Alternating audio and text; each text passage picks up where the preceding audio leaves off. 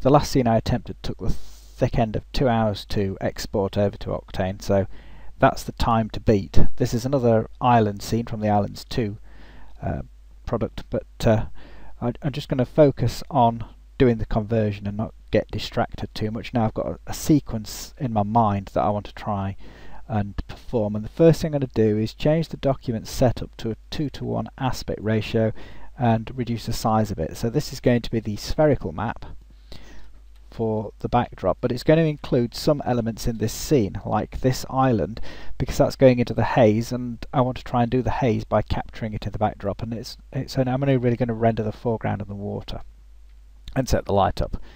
So I'm going to need, well, let's see, I get hold of my perspective camera, zoom into that, modify the attributes of that so it's on the level but in this position where so it's the right height above the ground, and then I'm going to save that camera position. Then I'm going to bring in the spherical mapper here, so that's my spherical mapper. I want my camera to be set at the origin, so it's where the spherical mapper is. Then I'll select the spherical mapper, that's there, modify it, oh, missed it, get hold of the spherical mapper, modify it so its attributes are also the same as the camera's, and then in the attributes link it to the perspective camera so that when I restore my camera position it'll be in place. To get a spherical map I need to modify it to 360-degree panoramic projection, so that's going to be my backdrop. A bit low resolution, but you see it's rendered out quickly, and I file export image as HDR, so that's my backdrop image sorted. It should be done by now, so I'll just revert to saved. The menus hang around because of Camtasia Studio. Right, these are islands then. I don't need that terrain, I don't need that, it's unnecessary. I'll just need this lattice, and I'm going to first of all get the lattices out, which means I'm going to select all the lattices and modify the materials to default grey. So I'm just getting the geometry to start with.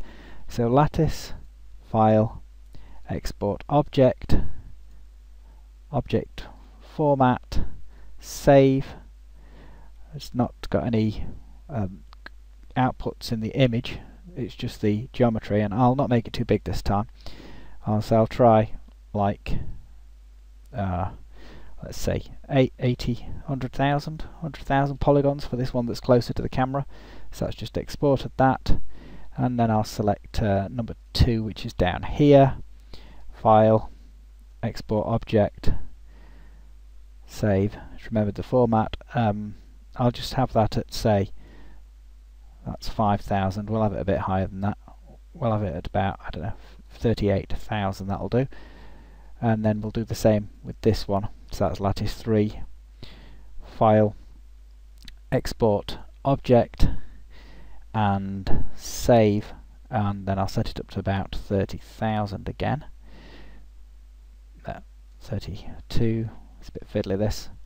36, that'll do. Just export that. Right, the reason I exported them all, even though they're the same lattice by the looks of it, is that the orientation and the scaling remains good when you bring them back in. So file and import object now, and I'll find my lattice 1, open that up, check that, and although it's not put it in the right, it's in proportion, although it's not in the right place or quite the right scale, but I don't have to rotate it. So if I put it more or less in there, I can't use copy matrix, it doesn't respect it unfortunately, so I just need to align this up inside the lattice that formed it, roughly speaking will do.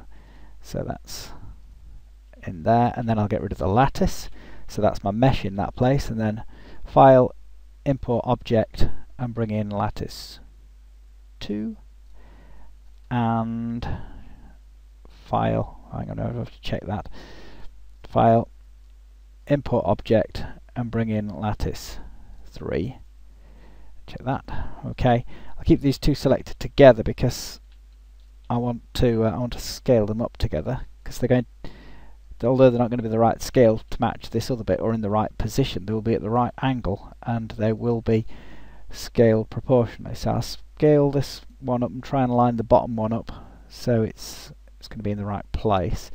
Then I'll select the top one and try and lift it up so that's in the right place, and then using the top view, holding the control key down, I can select both of them like this and then try and line them up like so. That's just need to get these positioned because they're designed to overlap one another. I don't want to spend too long on that. You can see that you just need to be a bit careful. Get rid of the lattices and give that a render. So they've more or less ended up in the right place. There's a bit of a seam there, but not to worry. Well, I'm worried a bit. Let's see, I'll get number 2 and slide it forward slightly. Maybe that'll just cover that up. Not enough. Oh, I'm removing the wrong one. I don't know which one's top and bottom. I think that's the bottom one, that. Oh, that's it, they're overlapping properly now. Right, and then I'm going to select all 3 of these objects. No, I'm not. First of all, I'm going to go to the Create shelf and hit the Send to DAZ Studio button to launch DAZ Studio, and then it'll load in Genesis, and then I'll delete Genesis. And I'll go back to Bryce and select these 3 objects together, and they've got no, they're only default grey, so they should be able to send all 3 of them over to DAZ Studio there, so you can see them coming in, and then I'll export them as one block. So I export these as I call it 3 lattices. Accept, and that's exported that geometry.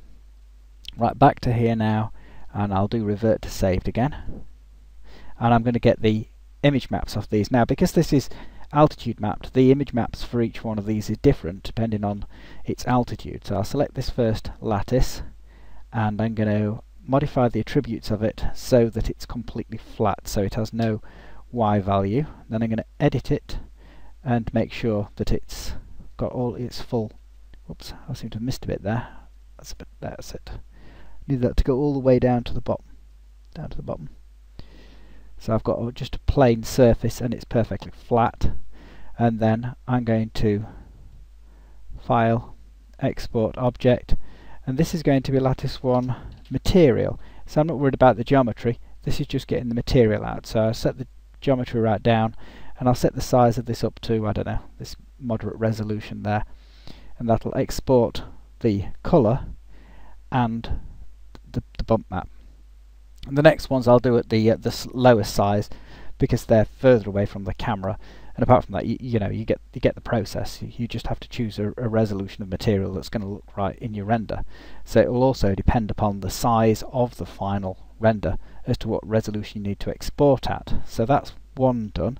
I'll delete that. Let's get lattice 2 now, and again in the attributes reset the Y value to 0, edit it, make sure that it's fully solid, and then File, Export Object, make sure I call it lattice 2 material because these is saving the materials. So this will be generating the files for me, which I'll show you in a second. So I'll just leave the size as default, diffusion and bump, out it goes. So this is what we're generating at the moment. These are the files for the materials, and that's the HDRI I've exported spherical map. And there's my 3 lattice objects. I'm going to link these all up together in a minute with their associated materials and objects, but that'll be done in Octane. Right, attributes, I'm going to flatten this one, so just give it a flattening to 0, edit it, and then make it solid, then go File, Export Object, make sure to give it a different name. Though it could have overwritten the other one, it wouldn't have really mattered, but I just wanted to make sure you could see that it was different. So that's staying at the default, so just export that. It doesn't take that long because these are only fairly small, low resolution. There you go, there's one of the ones that we made last time. Get rid of that. No, I don't want to get rid of that, I want to get rid of that, which is easy enough, didn't mean to go into there. Right, I'm going to create a default Bryce sphere, and that I'm going to place over where this island is, so it's sufficiently far away to warrant it being the sun, and the island will let me position it in the sky. But this island's not going to be in this, it's just a terrain which you could export like the lattices, except you don't have to squash it because you don't have that problem with the seam. So I'm just choosing a sun position. This is going to be a light emitter in an Octane, so that could be where my sun is positioned. I'll put it closest to the edge. Right, so now I go check, I'll make sure I've got rid of these three shapes in here, go back to Bryce and go, I'm forgetting what I'm doing now, send over to Dash Studio, in Dash Studio, File, Export, call this Sun object, and accept that. Right, back in Bryce, nearly there now. I'm going to get rid of that. This water, this is an infinite plane. Fortunately, that's not really respected as far as exporting is concerned. So what I'm going to do this time is set the material to default grey and convert it, edit, convert it into a terrain, and then I'm going to switch to the overhead view and enlarge that terrain. Right, if I go in here, look at the size of the terrain. I'm going to just make sure that it goes over.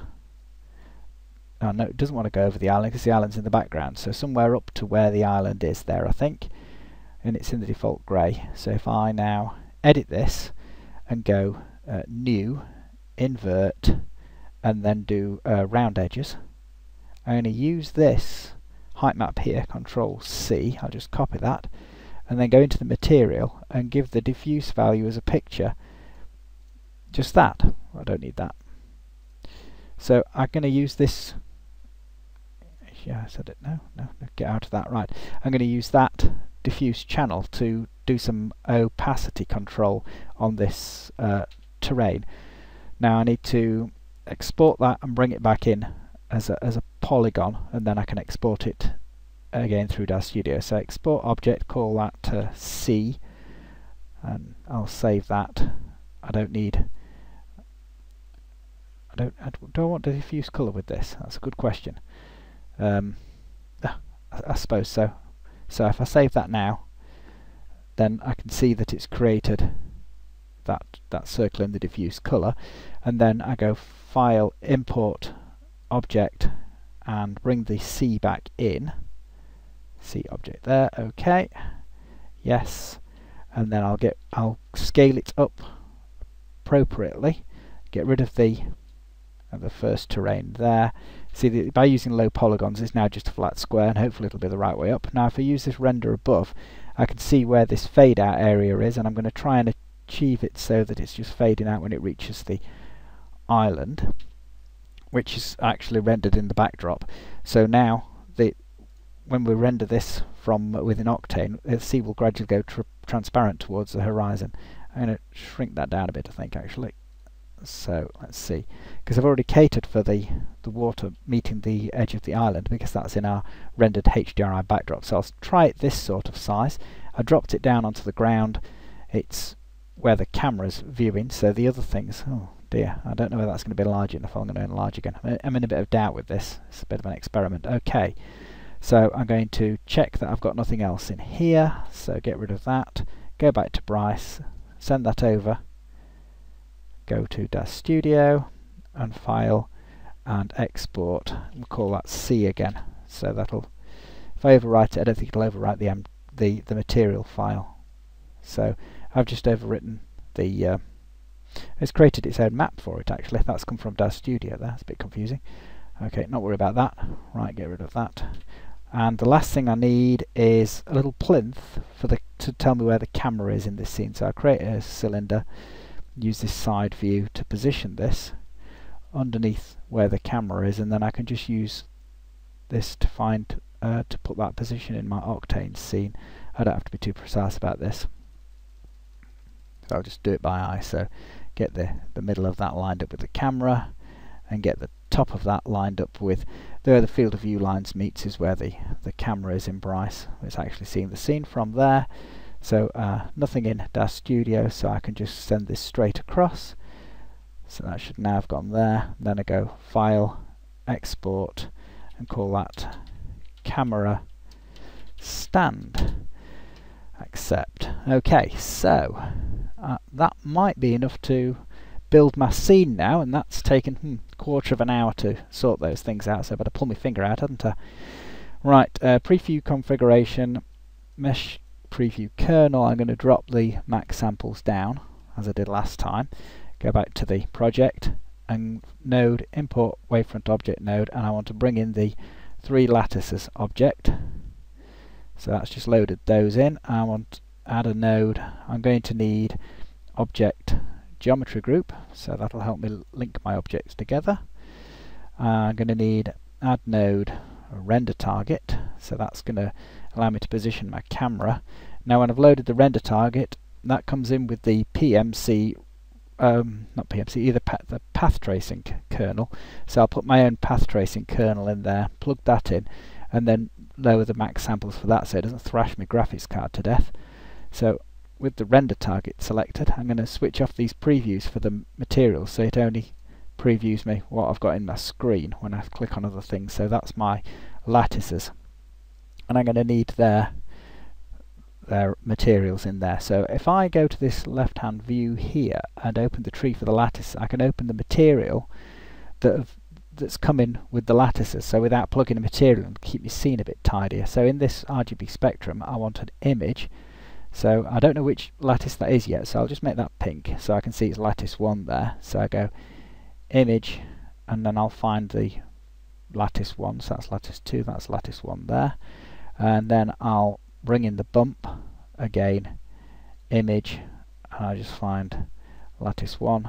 I'll increase the power, it seems to always come in at 90%, so that's that. Then I'll switch to the next material, find out which one it is. It's the bottom one. Okay, so I'll go here and go image, and it's going to be the one with more green on it because it's lower down. And then I'll get the bump and go image, and I'll get the one that corresponds to that, so that's the bump one that corresponds to that, and increase the power again. So that's the lower half there, so the water should cut across those, if I've got it right. And I get this final one, which we know by process of elimination is that top one.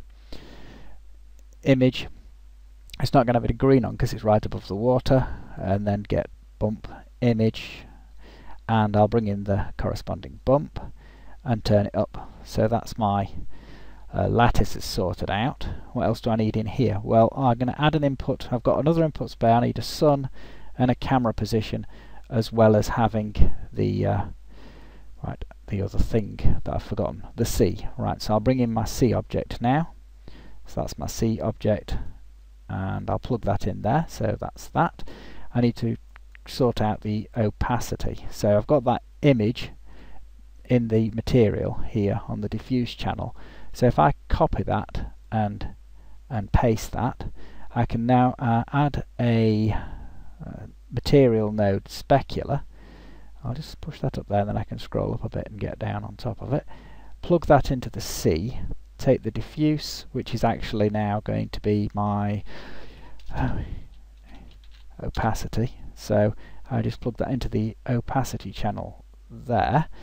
As before, in this specular material I want a bit of absorption, so I'm going to use float texture. I'm going to change that to RGB spectrum and absorb a bit of red and a bit of blue. No, green. That'll leave the blue. And then if I scale it right, you can see the blue coming through. So I'll just try and decide how much of that. I don't want it too purpley. So okay, and I'm also going to use the texture. So that's the procedural texture as I did last time. Well, I've got to find it. Textures. How did I do this last time? Oh, I did it from the bump channel, I think. It makes life easier. So float texture turbulence, that's it. Have a look at it. So I'll increase the octaves again, I'll fiddle with the mix, modify the scale so it's not as high frequency. So I can just see it breaking up the reflections there. Right. So I'll move that across to one side. I'm going to import the camera stand next. So that can go in there. That's just a grey thing. And then if I use my render target and this picker, I can pick the camera stand and zoom into it. So I can now zoom the camera into the position where it's going to be on top of this camera stand. Remove the picker, swivel the camera back, and unplug the stand temporarily. I'll probably have to plug it in. So you can see you're going to need to widen the field of view considerably. So I've go to render target, field of view is here. I'll take it up to, I don't know, about 120, something like that. That'll give me plenty to look at. Right, there's my water. I'm going to need the sun object, so node input, not C, where's sun? Sun object. Bring in my sun object there and plug that in. In fact, I'll plug it in there and then leave the camera stand on the side there. And that's going to need to be an emission, so black body emission.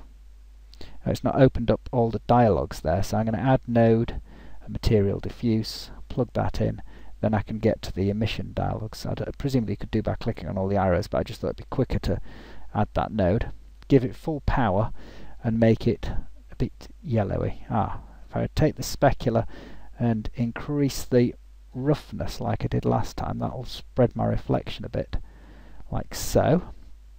And I'm going to make it a warmer colour, so it goes a bit yellow around the edges. Right. Let's see what else we need to do now. If I add node environments, texture environment, there you go. That's going to be my HDRI backdrop. Find my plug for that.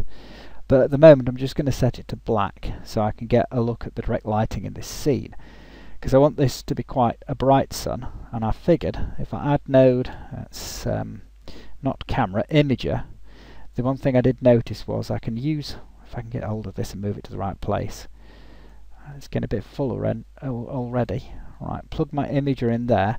I can change the exposure so I get the effect of a really bright sun, and then I go to my texture environment here and load in my image, which is the HDRI image, like so, which obviously is a bit bright at the moment, but I can reduce the power of that so that it's compensates, and I can also put in my correction to get it right. So that's minus 0.25 will give me my correction. And now I rotate my camera around and I'll use my field of view, narrow the field of view. So obviously I'm suffering a little bit from lack of resolution in the HDR. That might be a bit bright, that light, but I can always reduce the exposure. I want a bit more height on that, so back to this, I'll widen the field of view, but just turn the camera a bit away from that so you don't see the edge of that island. That was my aim. Sky's not looking right yet, but what I can do is I can increase the gamma here to make it look a bit richer, I think. Increase that to full value there, and then increase the power a bit so we're getting some ambient light in and some nice colour. So there's the ambient light arriving from the HDRI image, there's a sunlight, and then there's our specular reflection there.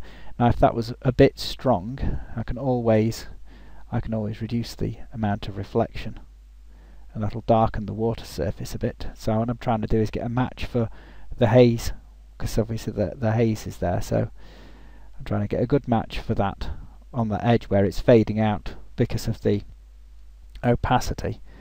Right, add node post-processing here, and then plug that in, and that'll put some glare around the sun, which I can switch on, which looks a bit too much, so I'll reduce the glare power, because I increase the value for what was it in the camera imager, if I increase the exposure, that it's relatively made the sun bright, and it enhances the, or just scales the post-work effects up a bit.